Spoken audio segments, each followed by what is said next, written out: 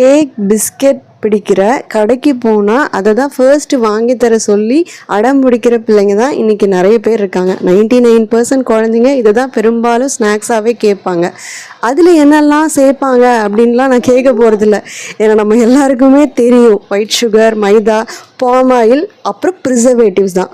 அது எதுவுமே இல்லாமல் வீட்டில் ஒரு நல்ல பேரண்ட்டாக நம்ம நிறைய ஸ்நாக்ஸ் செஞ்சு கொடுப்போம். ஆனாலும் அதுக்கு மேலே இருக்கிற ஒரு கிரேஸ் குழந்தைங்களுக்கு என்றைக்குமே போகாது.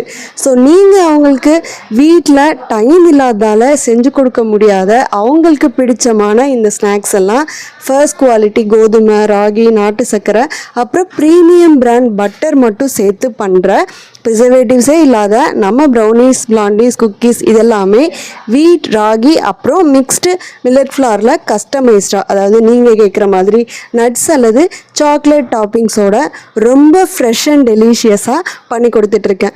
குழந்தைங்க கேட்குறாங்கன்னு பாலே இல்லாத 10 ரூபா மில்க் பிஸ்கெட், 30 ரூபா க்ரீம் பிஸ்கெட், 150 ரூபா கேக்குன்னு ஜங்காக கொடுக்காம குழந்தைங்களுக்கு பிடிச்ச மாதிரி உங்களுக்கும் ஒரு மன திருப்தியோட கில்ட் இல்லாமல் வாங்கித்தர மேலே இருக்கிற நம்பருக்கு உடனே என்கொயரி பண்ணி உங்கள் ஆர்டர்ஸை ப்ளேஸ் பண்ணிக்கலாம்.